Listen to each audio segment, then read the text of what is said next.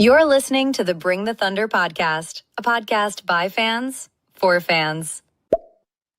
Yes, you are. Welcome, everybody, to the Bring the Thunder podcast post-game show. We got the whole crew on tonight to go over the BTA, as Mark says, as OKC takes down the Bucks on the road 122-102, despite all the injuries. So, without further ado, let's get into this, fellas. Joe, do you have a stat breakdown for us tonight? Yeah, before I do the stat sheet, Milwaukee's the worst team I've ever seen in my life. 20-point win with the roster that we came in with tonight is unacceptable. I don't care how bad you are. Burn the city, sell the team. Not actually. Sell the team, get rid of the franchise because, my Lord, that's just not okay. Anyway, stats from tonight. SGA had a really good game, 40.7 rebounds, 11 assists. 16 of 19 from the field, 2 of 2 from deep. He made 6 out of his 7 free throws and added a steal. Lou Dort, 13 points, made 3 threes, really starting to play well offensively, creating shots in the mid-range too, pretty efficiently. So very excited for Lou. Chet goes for 10 and 7, not a great night. AJ Mitchell had like 18 points in the first half almost. It felt like maybe 16, and then goes out with a hip contusion. So. Yeah, Kenrich Williams adds 18 off the bench, 8 rebounds, 8 of 13, made a wild 3-point shot. For the Bucks, Giannis went 19, 14, and 7, and then there was the rest. I like your little addition there, and then there was the rest. Fellas, I just want to point something out real quick. I'm just going to tell you guys OKC's 3-point percentage in the last 5 games. Tonight, 39%. The game before, 49. The game before, 45, 39, and 37.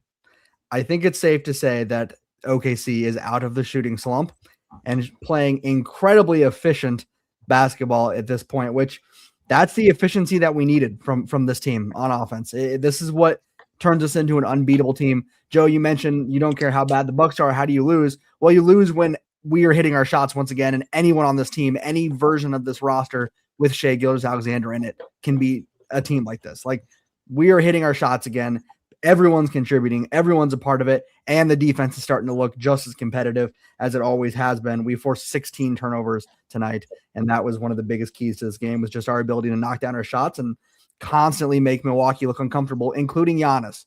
Giannis did not look comfortable really at any point tonight. He kind of went on a little tear towards the end of the game where he just said, screw it, and stopped passing to his teammates. But until then, this whole team looked uncomfortable. OKC's hitting their shots.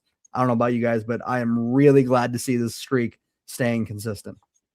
It's refreshing. I mean, it doesn't even feel like we're watching the Thunder anymore. The defense is back to where it was, and now the offense is back to where it needs to be. And yeah, like we've been saying, no team is coming close to us when we're shooting above 35% from 3, and it stayed true, like 122 to 102, and we had 8 available players tonight, 8 available full contract players plus the 3 two-ways, and still smashed this, covered the spread. We're just unbeatable when we shoot good, and we've been saying it the whole time, and easier said than done, but it's good that it's finally happening, and we got all those misses out early in the season, and I'm pretty confident we're just going to ride like this into the postseason and hopefully into the finals. Yeah, I think you're right there. One problem with that is you need a full team to just kind of coast through the rest of the regular season, which it looks like we are ready to, but we need guys to get back. And really quick, this Mark comment kind of just sparked my mind, like, absolutely loved Kaysen, standing up for himself. Lou standing up for Kaysen. It's all great. But Kaysen, don't mess with Bobby Portis, bro. You're lucky he just didn't care tonight. If you take one from Bobby Portis, you might be out the rest of the year. So with the way that the roster's constructed right now, we got to just calm it down. But we need guys to come back. Like AJ, hip contusion. I didn't necessarily see the play. They said right hip. The only time I saw him fall on his left hip. Going to the cup on the left side, but I don't know. Without AJ, we're going to struggle immensely. So we need guys to come back immediately. Hopefully Aaron Wiggins was more of a rest type of thing today because he's one of our most important offensive players so far this season. And without AJ, Aaron Wiggins, J-Dub, Hartenstein, Jay Will, I mean, it's literally going to take 30 from Chet and 50 from Shea. But outside that, I mean, we look really good. Once the team gets fully healthy, I'm excited to just kind of coast through the rest of the regular season. We have one more game against the Spurs, which is, one that I'm looking forward to. They'll get to the All-Star break, maybe see what's going on in the trade deadline, and yeah, I'm excited. I'll jump in here and mention AJ was the lock of the night for most of us, and if you're a betting fanatic, especially if you're a Thunder fan, you probably know to take the over by now. I think we've covered that in most of the pregame shows, but for him to have 12 points in the first quarter, barely, I think only missing one shot in that span, and then just continuing the hot streak, obviously, until that injury. But it was kind of curious to see SGA only have like 5 points, and he had like 7 assists at one point. And then slowly as the game got further and further, we had less and less players available to the point where Shea was just kind of just forced to be out there. And he kind of just didn't even mean to score 40 points tonight. Like, I don't think that's something that he was intending to do, to be honest. Like, I think he just wanted to be out there, get his assists, get his rebounds, and at least make it to 20 points. And then the extra 20 just came so effortlessly for him tonight that none of us, I don't think any of us chose SGA over on the points when it was probably obvious against the G League Bucks team that we should have, chose something like that. But for prop wars, we didn't. But for the pregame, we took the over. Yeah, for the pregame. But I think we should continue to start giving SGA like more respect for the fact that he's pretty much a 34. I think he's closer to like a 36, maybe 40 point per night type of guy with the level of calmness that he's starting to play with. Like, he saw everyone as just cones that he could just do whatever he wanted with. So, okay. Gabe. I thought Gabe said something. I thought Jack was about to say something, so I stopped. There was something I wanted to point out was this isn't on the Thunder side of things, but I think it's becoming really clear, like more than just rumors, more than just talks. Giannis is not happy. Like, there was a lot of times tonight. There was a time specifically towards the end of the game where he totally blew off Doc Rivers. Doc Rivers tried to pull him over and have him to talk to him, and he walked right past him. He ignored him. He then goes on to ignore his limit, his limitation for minutes, and ignores it because he wants to play more. Like, he is not happy here. It's becoming obvious. Like, I really do think at some point it's not just rumors. And there was that clip the other day that was either today or yesterday where they said, how confident are you that you're going to finish your season here? And he said, I don't know. It's an every other day thing. Like, yeah, it's becoming obvious. And tonight, like, I think he did what he normally does tonight, but he was just not as aggressive as he normally is. Like, I think one, our defense handled him well. I think we did a good job at sealing him off, keeping him from just being able to put his head down and drive. We drew a couple charges on him, but outside of that, like, he just wasn't aggressive tonight until that little run he had where I think he got like 8 maybe points and just started going crazy there. But he was not insanely dominant. He was not the crazy Giannis he knows. I know he had 19 and 14 still, but that's against a team that's missing multiple of their top rebounders.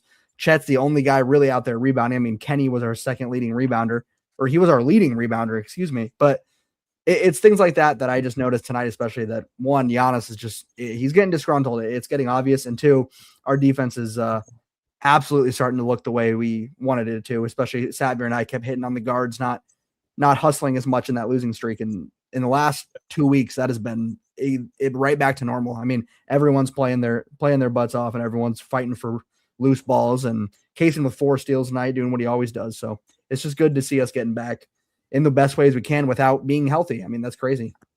Yeah, I just want to speak about this Giannis situation right now. One, I mean, the GM, the head coach, they all got to go. I mean, look at the roster they built around him. Ever since they won their championship, it's just gotten worse and worse. They try to add Dame, who was aging, and that didn't necessarily work. And then, he tore his Achilles, but then they traded him without letting Giannis know. That was the report. And Giannis obviously they were considered friends in Milwaukee, so that stings a little bit. The roster construction is just awful. For a team like Milwaukee that's been really good for a long time now, we're talking just under 10 years with Giannis, like, playing really well. I don't know what's going on, what their thought process is. Like, thinking they're just going to keep Giannis happy without doing anything for him. They traded away Chris Middleton last year to Washington. That's even worse than the Dame trade in Giannis's perspective. So I don't know what's going on there.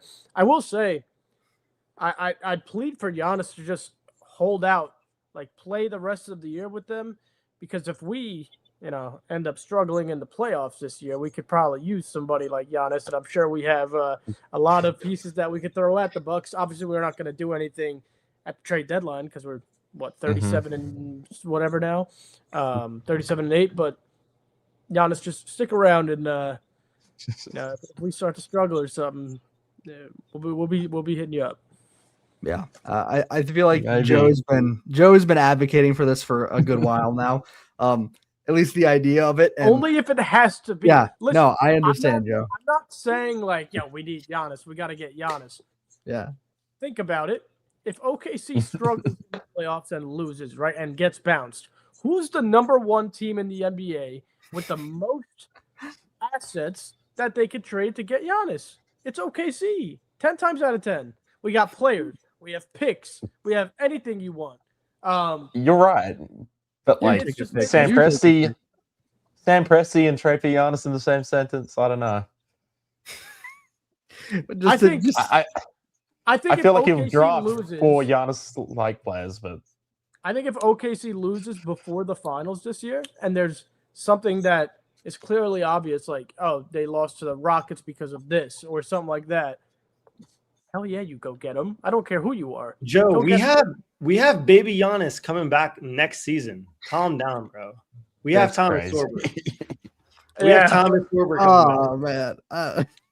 I don't know about baby Giannis. He'll help with the rebounding though. Yeah, I love Thomas Sorber as much as the next guy, but if we find out that we have a weakness compared to a Western Conference team this year, and you want to win right now because SGA is peaking, you go get them. Yeah.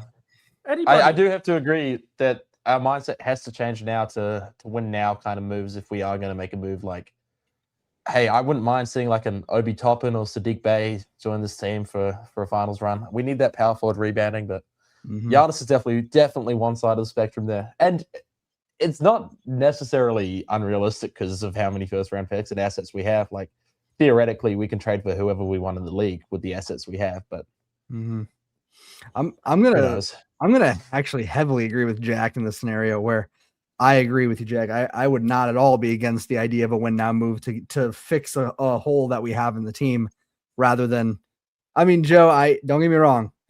I get what you're saying. Like, if something goes wrong, yeah, you can take that gamble. But I agree with Jack. It feels like if we're going to start making trade now moves and win now moves, we need to start looking at that now. And that's right now. That's not a trade for Giannis situation. That's what Jack just said. Trade for a Sadiq Bey. Trade for someone who can fill that rebounding help. And I know that's what Sorber is going to be doing, but there's just a lot of different things that this team could do if we get bounced, like you mentioned. Yeah, I'm not saying like at the trade deadline, OKC is such a problem right now. You need to go get them. No, not at all. I think OKC is going to win another championship this year. But I'm saying hypothetically, if something goes wrong in the playoffs, and I'm more so talking to Bengals on YouTube, one of his comments, like hypothetically, if there's a glaring problem, like, okay, the who else is Denver? Denver's this much better than OKC because of this. You go get Giannis. You don't. It's not a gamble. I don't think, Gabe. I think it's clear. You pair Giannis with SGA, and we have contracts that we could give away and picks as well. Like, but I'm not talking about this trade deadline. I'm putting that out there. Like, hypothetically, we're going to lose, and there's a Joe. Can tell. Go ahead. No, go ahead. Can I tell you why I'm calling it a gamble? It's a gamble because in a scenario where you trade all that and you package all this to get Giannis and it doesn't work, or if someone's not happy, or Shea and Giannis are too ball dominant, suddenly you now have two of the highest paid, best players in the NBA, and you have to decide what you're going to do with that if it doesn't work. That's the gamble. Okay. Like, well, if it happens to not work, but like it's like a 70-30, like 70% chance it works. But if 30 hits, you are toast. So let's keep this going a little bit because I think I was going to say Like I was gonna say, you could tell that we've been winning every game by 20 points in the way that we're talking debating the idea of Giannis trades. yes, no Bengals. I Oh. understand. We're fine without Giannis. We just want a chip. I know. But what I'm saying is like, okay, Gabe brought up the hypothetical that if they did bring in Giannis, we're giving away a lot, and if something doesn't work, like they're too ball dominant. Everybody on this team, J-Dub is ball dominant. Like he could read passing lanes, but the way he's been shooting this year, he's not a catch and shoot guy at all. Like you bring in Giannis, he's gonna catch it, drive to rim, and dunk on somebody. He's not really ball dominant. All right, put Shea and Giannis in a pick and roll with a shooter on each wing. Like it could easily work. Okay. Yeah. And the second thing is, I don't think it's as much as you would think. Like I could. And I don't want to say it because you guys are going to think like I want this to happen right now. I don't want OKC to change anything at all. I want us to win back-to-back and keep it rolling. But hypothetically, like I could easily give up an Isaiah Hartenstein, a Cason Wallace, and a Kola Topic, and 3 first-round picks. Like I easily can, and that's not a lot. That's all of it, but you would have to give up for him. Hey, I'm going to get out there on the record. I don't want to trade you, man. No. See, you're taking it wrong. Look at Leone. Leone can't handle this. Leone. He can't handle this. Leone, I said before I said anything, I said I do not want that to happen. But if something happens in the playoffs, we don't have to. Okay. Let's get to my segment now, guys. I'm just going to cut straight to it. I don't want it to happen. Is Jack wearing?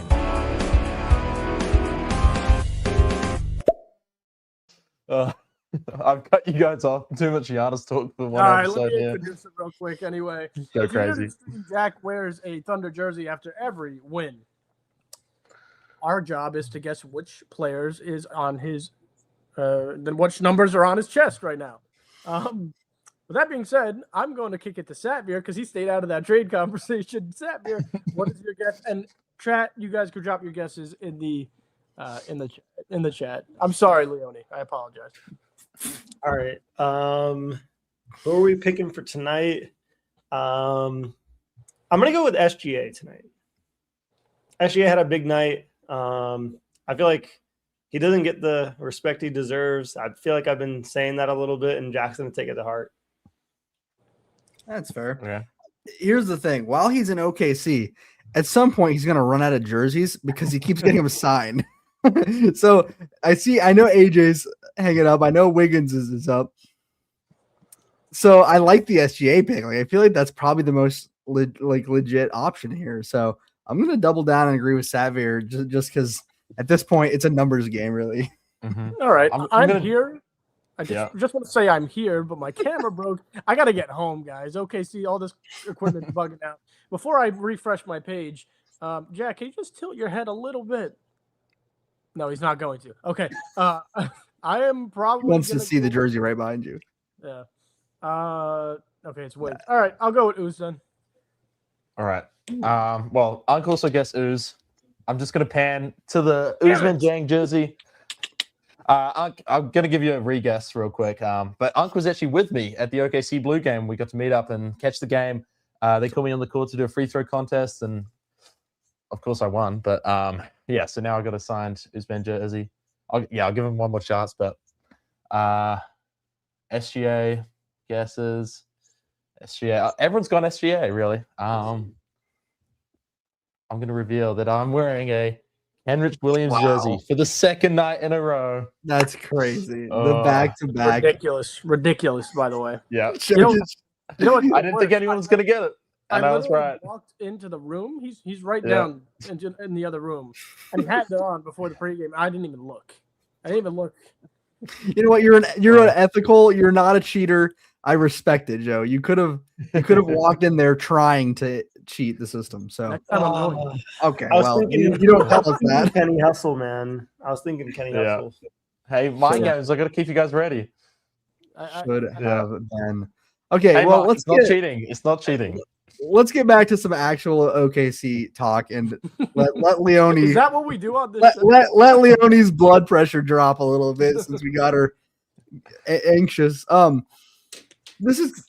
feel like it's so obvious every single time that we bring this up, but like we were talking about it earlier, and I want to talk about it again because SGA is like it's not just the fact that he's getting where he needs and hitting the shots that he needs to do, but it's the 11 assists. He had 8 assists like within the first 15 minutes of the game. Like it's doing everything he can to just contribute to winning basketball in whatever way is possible. Like I don't think people understand just how good he is, and everyone's saying, well, if Jokic doesn't come back, then Shea will for sure get the MVP. At what point are we going to just act like just admit that it's a close race regardless? Like SGA is already going to be leading the MVP race. It's not just because Jokic might miss too many games. Like the things SGA is doing are historic. Again, it's the same thing as last season, and people are still ignoring it. And I'm not saying that Jokic isn't breaking records and defying the odds, but the things that SGA does are just insane. Like I agree with what we were saying earlier. This is not a great team like the Bucks team. They're not incredible at all. They're struggling. They're not doing the things they need to do. They're still a good team. And Shea multiple times took the ball straight into Giannis, took the ball right into the paint, would finish literally however possible. He was hitting his threes. He was isolating whenever he needed to. This is one of those games where you could just see it in the way he was moving, that he was so unbelievably confident in his shot. But that wasn't even the main thing he was going for. I mean, the main thing he was doing in the beginning was getting his teammates open. Like at some point, I think people have to stop like thinking that he's just trying to hit the 20 to keep the streak going and realizing that that's just who he is. Like he is just an efficient basketball player. That's just who he is. The 20 doesn't come because he's starting every game thinking I gotta keep this streak going. The 20 comes because he wants to win basketball games. And no matter what, he's going to be the guy on our team who contributes the most to winning basketball games. Almost every single game we play, he will be the number one contributor because he's the best player in the NBA. And I just think it's crazy that every night when we talk about it, like we're talking about how good he is, but you just got to watch him play, man. Like it's just insane how efficient this man is. And me and Joe were watching the game today, and I was talking to him, and I think Shea just had like 4 laps in a row, and he was just going past it. I mean, granted, it was Nance or Pete Nance, whoever that is, guarding him, but the gap SGA showed tonight was just insane. I turned to John, I was like, hey, this guy's just so clearly better than everyone. And when you watch it in person, it's a new level to it. Like I've been watching the games on a tiny laptop screen for all my life, and now watching it in person, he gets fouled way more than you think, and the angles, everything is just insane. Like it's hard to imagine people hating on it, but yeah, like you said, he's just better than everyone, even Jokic. Like I'm sorry, but he's clearly better than Jokic. And the thing that blows my mind is the people who, like, when you're talking about the MVP debate, and you're throwing out names like Shea, Jokic, Giannis, and all those guys, I will almost always at least I give Jokic a ton of credit, but one of the things that will always give SGA and Giannis a big boost is the two-way factor. Like they are both incredible at defense, and that's one thing that people also do not give Shea the credit for is how good of an on-ball defender he is and off-ball. I mean, he is constantly every single night putting as much effort into his offense as he is his defense, and that's Jokic isn't necessarily a bad defender. He just puts in zero effort on the defensive end because he saves all his energy for the offensive side of the ball. So like, I mean, I'm not saying Jokic would be a great defender by any means, but when you see Shea putting in as much effort as he is on both sides of the ball and hustling every single game, hitting around 30 minutes every single night, like, do you know how exhausting that is? How physically exhausting it is to be playing that way and expending so much energy on the defensive end, but then still being able to knock down your shots and finish on the offensive side of the ball when, like you mentioned, Jack, he's getting hacked way more than people are giving him credit for. Like they call him a free throw merchant. He leads the league in drives every single year. He continues to do it, and he gets hacked every time he goes in and drives. And that, I mean, like, I'm just talking at this point from a physical standpoint, how exhausting it is for him to be doing this. And yet he's the most consistent player in the NBA. That is insane. Like offensively, defensively, no matter what it is, SGA is the most consistent player in the NBA. And he proves it literally every single time we get on a post-game show. We end up talking about how consistent he was. It's ridiculous. What if I started to do some like reverse psychology? Like, what if I said like he is a free throw merchant? Like, maybe people will start. Yeah, I like your thought there. We might get 100 likes because that's how you get likes on nowadays. That's true. We just got to post his free throws and people will. think it's insane. As far as Yo, that can I goes, tell you guys though, a crazy stat real quick yeah, absolutely. to get into the conversation a little bit? Before the game started, I saw we have the number 1 scoring guard of all time as far as a franchise. We have the number 3 shooting guard of all time, the number 2 scoring small forward of all time, and I believe SGA will surpass all those guys and end up being number 1 on the list for point guard. If you want to call him a shooting guard, he'll probably be number 1 on that as well. But we'll have 4 of the best top 5 scorers known to the sport pretty much, and not including LeBron in there. To have them all go through the franchise, I think we're really spoiled in that fact. And Absolutely. the fact that I think most NBA fans don't realize we're watching a top 5 offensive talent, a top 5 all-time scoring talent.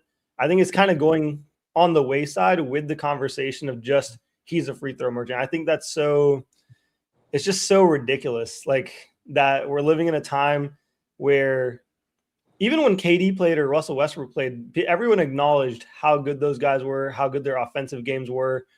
Whether Russ was really flashy or Kevin Durant was just purely dominant on the offensive end, SGA is that and more, in my opinion. I mean, I've seen both those guys very closely from their college careers all the way through the NBA, and I've never seen anyone score the basket like SGA. And that's saying a lot. Like, we've lived through LeBron, and I've never seen anything like it. Yeah, Kobe as well. So it's like he's surpassing all those guys. And I honestly will tell you, I did not think we'd see another scorer like this.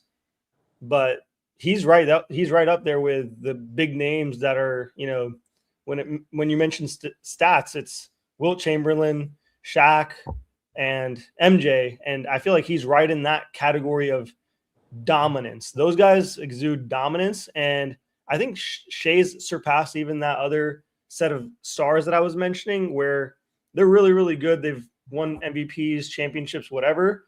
But there's certain guys that are just known for strictly dominance. And I think by the time his career is done, like, he's going to be known as the most dominant scoring guard player that we've ever seen.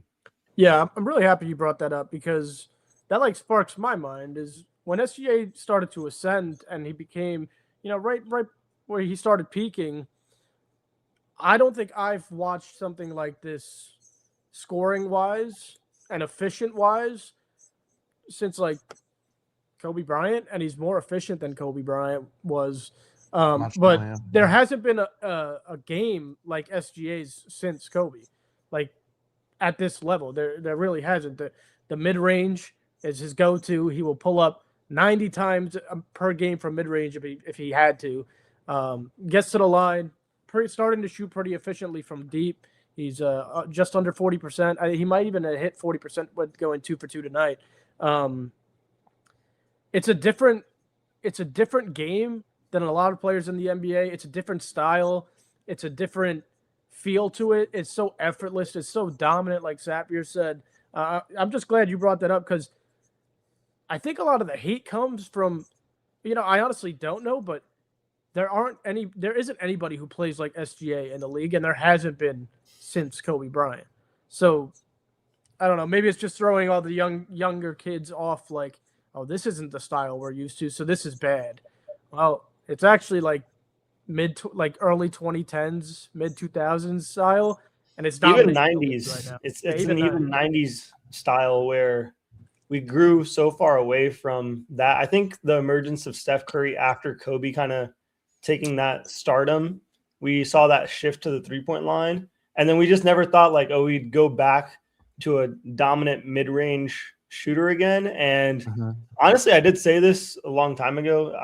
I don't think I had a podcast at that time, but I was like, okay, if we find a more dominant version of a Steph Curry from the mid-range, he'll probably be just as good as a Steph Curry is. And we're pretty much seeing that with an SGA, except in my opinion, he's even better because he can play both ends. He can hit the mid-range, and now he's developed his assists. He's developed his athleticism, his motor, and then on top of it, he's also shooting 40% from the 3. I think the only thing left in his arsenal is starting to do some box jumps. I think I mentioned this last time as well. get some bunnies in there. And I mean, he's starting to dunk a little bit, even more so. But He had one tonight. He had one and tonight. he hung I on think the rim too. Yeah, I think he has the ability to. I just don't think that's where his game, like where he wants to take the game. He wants to be more skillful. But the fact that he's dominating on all three levels, and he did not break a sweat tonight. Like even into the fourth quarter, dropping 40 points in an NBA game, at no point did I see sweat fall from this dude's head pretty much. And I've never seen that. Like I've seen a lot of guys score, like Kevin Durant scores with ease. I mean, he's one of the most known scorers, and even Kevin Durant, I haven't seen him do this to this level of dominance. So yeah, that brings me to the point I wanted to make, that like talking about why Shea isn't loved as much as he should be. Like what we're watching is cool, but it's just not. Nowadays, people just want to watch highlights and flashy plays, and like the Anthony Edwards, the Steph Currys, they give you that nearly every play, and Shea's just so silent. He's such a silent assassin. Like I've been to 2 games in OKC now with Joe. First game, I think against the Heat, he started like 0 for 5, 0 for 6. Yep. And we're like, damn, he's not onto it. I don't know. Go down, eat a pizza, look back up, boom, he's on 28. The second game, I remember turning to Joe and I looked at him. Shea scored his first 4 points. I turned to Joe and I said, I'm going to watch every single one of these points. I'm not going to let him like score 30 again and not see it. Next thing I know, I turn to Joe and say, damn, he's on 30. It's so he does funny it with, because when Jack said that before the game, so I'm like making sure I see every basket that he scores, and I did. Yeah. I made sure I did. When he's up to 30, Jack turned, like he said, he's like, like, bro, did you not watch? But it is exactly. Quick. It's insane. And he did that tonight as well, Jack. Yeah, every night. That's what I'm saying. He does it every night, but tonight specifically, I was physically trying to watch for that myself because the past couple of games I kind of got lost in the sauce, similar to you. And tonight I was like, I'm gonna watch SGA every single moment. And literally, he was like at 20, and then he was at 40, and I'm like, when did this happen? And that's where it got like I saw him do it, but I still didn't feel like I saw him do it. Yeah, I challenge every person who's following, watching this right now, next game, try and keep track of SGA's buckets. But the thing is, they're layups, they're mid-range, like they're so silky and smooth, or it's so repetitive that you almost feel like you're watching the same bucket again. Like he had that step across left-hand layup like 3 or 4 times this game. He did. I thought it was just the same. Like he just goes back to what's working. It's so. Oh, you were watching the replay. Yeah, exactly. So fundamental, exactly like AJ Mitchell, how he does it as well. It's not exactly hype and like exciting in that sense, but it's really fun to watch as someone who really loves the NBA. But it's easy to just miss because it just happens. Like it's always going to happen. It just ticks throughout the game. So yeah, and it's super effective. I do want to get to a bunch of our members' comments. If you guys are new to the channel here, we have a premium membership on the YouTube channel. Go check it out. You get so many different perks. You could join us live on the show. We had Mark Espinoza, one of our members, live the other day. You get priority to your comments. You get members lives only. You get members only videos every week. So go check that out. But let's get to a few. I want to start with Austin because I saw Austin throw it in there a couple times. I just didn't want to ruin the conversation. He said, what do we think above this? But top 5 players in Sonics Thunder's history: SGA, Gary Payton, KD, Jack, and Gus. Austin, for me, where's Russ? He has Russ at 7. Oh, okay. I got to put him higher. I got to put him higher on that, Austin. I know Austin's old school, but I got to put Russ higher on there. I got to put for me, I'm putting Russ at 2. I'm putting Gary Payton at 3, KD at 4, and then whoever you want to do at 5 is fine by me. But I do agree that after the championship last year, SGA is number 1, and he's going to continue to make that margin even wider by the end of his tenure here. I can't really comment on Eddie Supersonics. I haven't really watched much apart from a couple of Sean Kemp dunks on TikTok. So what I'm going to do, which the SGA haters don't, is admit that I don't know much about the topic and accept that and not give my opinion. So yeah, I'll say there we go. we can comment on the recent guys, but Definitely Yeah. old school. I know the names. I know kind of what their games are from an overall perspective. But I don't still from knowing little history about the NBA, I still think Russell would be right behind SGA at number 2 from a dominant MVP perspective. But the rest of the guys are really good.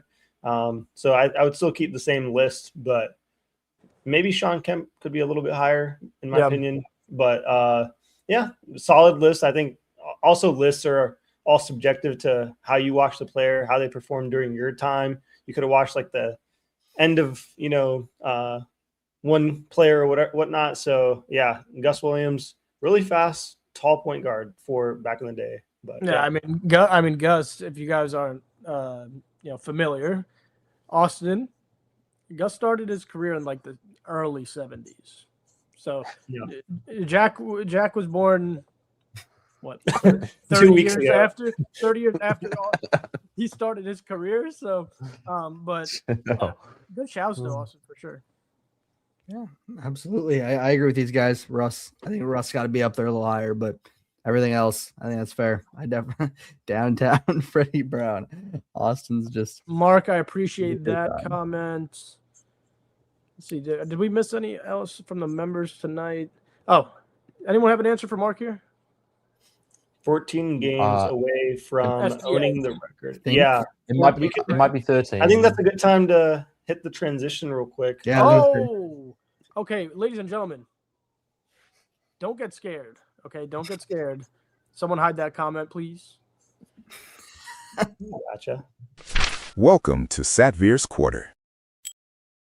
Welcome in. Welcome in. So we're going to go through kind of an update on SGA, where he's standing from his 2 records that I usually go over every single night. So for SGA, 30-point scoring, that was his 31st time. He has 7 more than Luka Doncic and Jaylen Brown, who are tied at number 2 with only 24 games, scoring 30-plus points. And as far as the record goes, he's at 115 straight 20-plus point games, and he is currently only a dozen games away from Wilt Chamberlain. So 12 games away from Wilt. I think he'll easily get that. He's had a couple games where we thought he wasn't going to get it, and he still got there. But there should be no reason he doesn't get it. I just hope he doesn't get injured mid-game or something like that, because for records that can be impacted. And I've seen some crazy records go down where a guy goes down in the first 5 minutes or something like that in a game. And I don't think anything would happen too long-term with a guy like this, where he really takes care of his body. But yeah, just a dozen games. And even if he doesn't get there, I still think it's a crazy accomplishment to even say the fact that he's gotten to 115 and he's chasing down, even to chase down a Wilt record, in my opinion, in my lifetime. Like anytime someone's chasing down a Wilt record, I'm like, oh my gosh, like they're doing something that I never thought was possible. Like Jokic is doing the same with some Wilt records this season. And between him and SGA, we're seeing the highest levels of offensive talent that we've seen in a long time. Yeah, and I don't hate me for this. I'd be damned if you think Shai's not getting the record. Like the only way he doesn't get the record, and again, you can knock on wood. I'll knock on wood right here. Is if he starts a game, plays 5 minutes, and has to be pulled out the game for some reason. Like no doubt he's getting to 24, that record, but as he's getting to 20, he's brought his team to 37-8. So not only is he scoring 20 plus every game, he's winning every game. So my question to you guys would be, when he eventually gets it, when does it ever end? Because I don't see it ending anytime soon. It's pretty effortless to 20 points, and we can start talking about 30 points, 25 plus points stretches coming up soon.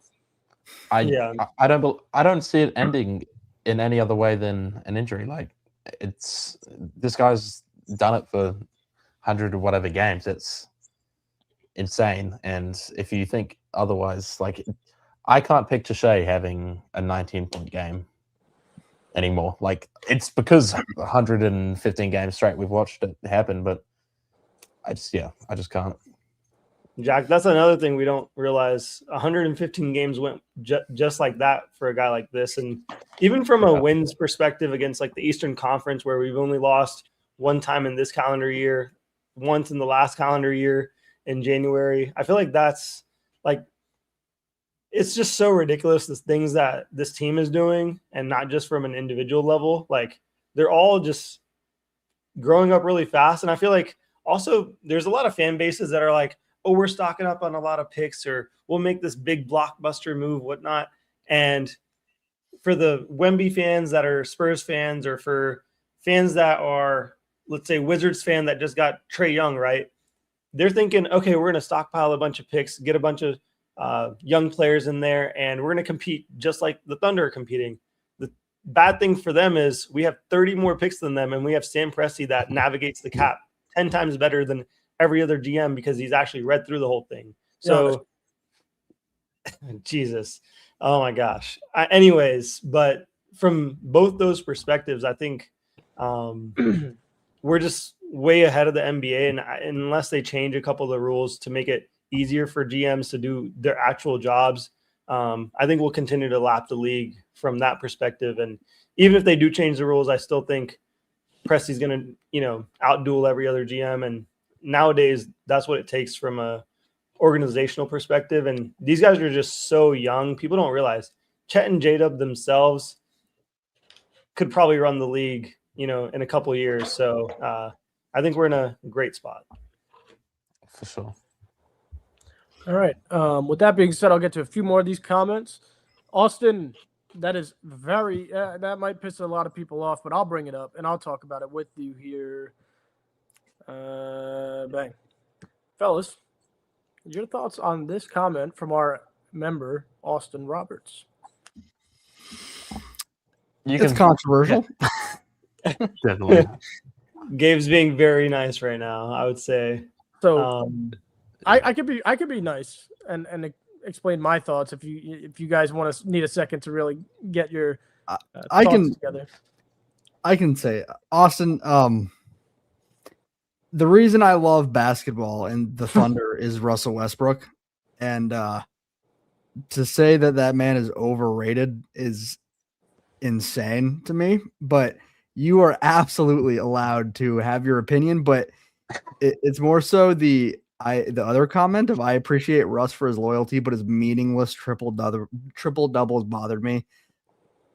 If you think anything Russell Westbrook ever did was meaningless, we're gonna disagree, because that man plays like he's literally going to die the next day. Nothing he ever did was meaningless, at least to me. It didn't matter if we didn't win the finals. It didn't matter if we didn't have great seasons. He played like every single game was game 7 of the finals.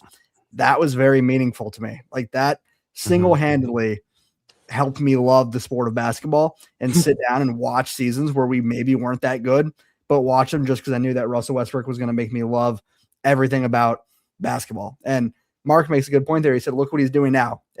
He's leading the Kings in like 3/4 of the team's categories. And I know the argument to that is, well, the Kings suck. So is he really doing anything meaningful? He's doing the same thing he's done every single year he's ever played basketball, and that's playing his absolute heart out. So, Austin, I disagree. Yeah. Austin, for me, I actually know exactly where you're coming from.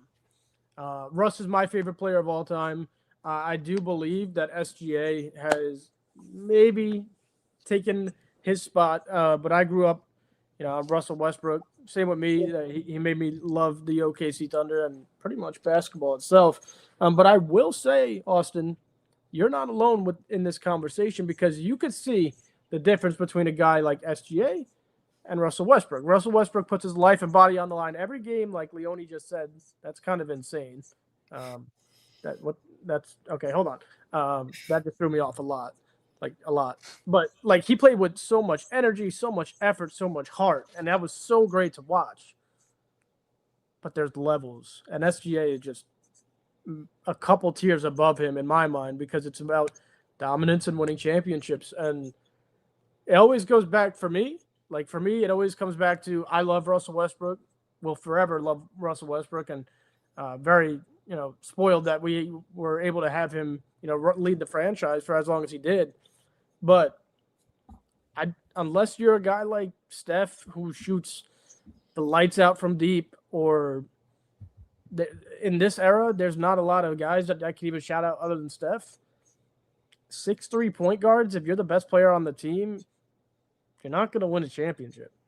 You're not, unless you're Steph. He's the only outlier. Name me a 6'3" point guard who has led their team to a championship in the last 10 years, being the best player on the team. You can't, outside of Steph. I could go further back than that. Name me a 6'3" point guard who has ever done that. Allen Iverson was 6 foot flat. He brought his team to one, but he didn't get it done. They won one game. He's one of the best point guards to have ever played in the NBA. I mean, he's a 2017 NBA MVP, all-time leader in career triple-doubles, averaging a triple-double, not over one meaningless season, 4 meaningless seasons, which will never, ever, ever happen again. I can guarantee you that one. Wow. He's also a 2-time Olympic gold medal champion, 2-time NBA scoring title champion. He's also known as one of the 75 greatest players by the NBA of all time. I mean, they're not going to take that away from him. I don't think it can ever be taken away from him. And then on the day that he's gotten the record for most points as a point guard that we're bringing up, he's, I guess I want to use the exact term there. It was, is it overrated? I would say he's the most underrated guy for where he came out of college, where people thought he was going to be, for being only 6'3", with the size that he had and then the amount of work that he put out for the rest of his career to have a really sustainable NBA career and to be an MVP and to have all those accomplishments. I don't think anyone thought that of Russell Westbrook. And that's why I always said, why not? Why not me? Why not do this? Why not do that? And he pretty much did everything an NBA point guard should ever do outside of winning an NBA championship. And, for guys that end up in that category, I think that's still underrated. There's very little short list, as Joe was saying, for 6'3" or under guys. It's him, Isaiah, the old Isaiah. Yeah, Isaiah Thomas is another one. Good Isaiah shout. Thomas. But and then it's Steph. That's like it. Yeah, that's about it. Steph Curry, and maybe I'm forgetting one other player in there, but that's really it. I mean, we've never seen – I mean, the other guy you could mention in there is like Derrick Rose, but his career didn't last that long. He got an MVP, obviously got injured, but I don't think Russ is going to ever get deleted from the history books, and everyone's going to always look at him as the underrated guy that fought his heart out for the rest of his NBA career. And I think he just got unlucky with some of the fan bases he landed at, and it made the media narrative around his triple doubles, lackluster. But when I saw it in person, like 4 seasons in a row, like I promise you that is not happening. There's not going to be another player of that. To chime in here, because pretty much everything I want to say has been said, but no one, I just didn't like the way meaningless was used. Like, meaningless basketball is when LaMelo Ball goes 0 for 9 from 3 and just cruises through the game. But this guy was giving Thunder fans a show no matter what. Like, it could be a losing season, a winning season. Like, he was trying, and that's as meaningful as basketball gets, is stepping on the court, giving your 100%. And we don't see a whole lot of that in the NBA right now. And I think that's like a lost art almost. Just like having the attribute of heart and hustle and trying. Like, you see, like, even Shea, Jokic, their whole persona is that Mark, that's crazy, man. The whole persona, the whole persona is like not caring. Like, but this was a man who was truly passionate, and I do remember Russell Westbrook. It was towards the end of his time with OKC, but hey, Steven Adams got drafted. That's when I became a fan, and he was still giving it his everything then, and he still is now. So I don't like the word meaningless. And he's certainly not overrated, because if he's overrated, then maybe you thought he was better than he was, and then I don't know, but I can't really see a world where he's overrated. All right. With that being said, ladies and gentlemen, we're over 50 minutes. I'd love to keep going, but, you got to do what you got to do. Shout out Indy Sports fan. Indy Sports, congratulations on your national championship. Congratulations to you and Mendoza. What a baller. Guys had me scared just a little bit. Honestly, that was the closest game I've seen Indiana play in a really long time this year. So congrats to you guys. I hope you're still celebrating. You shouldn't stop. Indiana is now a football school, and that's pretty awesome.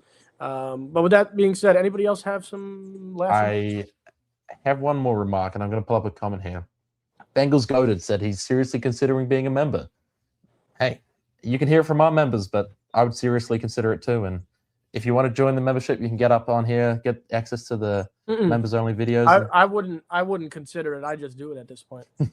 I mean, Definitely. Ask our members. We provide, and I'm not trying to be cocky. I'm not trying to be like an ass here. The best members-only content on YouTube and the most. Okay, we give you guys 2 videos a week, specifically just for our members. We are going to start doing the lives once we grow it more. We give you guys a chance to come on the panel with us. We talk to you guys off on social media. We prioritize your comments. There's just so much stuff. And I think you should absolutely become a member. And yeah, man, just do it. And if you need help, because I know you don't have socials, email us at bringthethunderpodcast.com @gmail.com, and I will get back to you right away. Absolutely. Well, I think if we got nothing else to cover, Joe, you want to send us home tonight? Yeah, I'm going to start doing a thing here where I'm going to ask Mark, and I'm going to ask Unk, and I'm going to ask Austin, I'm going to ask Indy. Who's sending it off tonight, guys? Because it was me for about a year now, but I actually enjoy letting the members speak for us. So you guys that I just named, first off, lead us in. Haven't seen you lead us in yet. And second, who's sending us off tonight? We'll be waiting while you guys get up. While we're waiting for them, guys, do you want to have like a conversation, act like they're not here? Yeah, like Gabe, how's your day today? Yeah. You know, there it is. All right, Satveer, Oh my goodness. out tonight, but I gotta wait. I still gotta wait for. It's normally Unk, right? Who asked if I have something to say? I was gonna say, are we just waiting for the first person to say one, or is it like a vote? No. I mean, Indy got it. He's It's The first person. first. The first person to lead Satveer in, I think. Oh man, we're gonna be waiting for a while. I mean, Satveer doesn't know what to do, right? Because no one's asked him. I actually forgot what to say, guys. Yeah. I have no idea what to say. Someone's got to lead him. Might have to lead him. If I feel like only Unk were here. I think Unk might have fell asleep. I feel like all of our members have a group chat and they're all texting right now. Don't say anything. Keep them on the live. Yeah, I know they're just gonna keep Crazy. it going. All right, we got it. We got it. There you go. Oh my goodness. All right, Bengals, this is for you. Thunder up, baby. Let's go. Yes, sir. That's all you got. That's all you get. Appreciate you guys.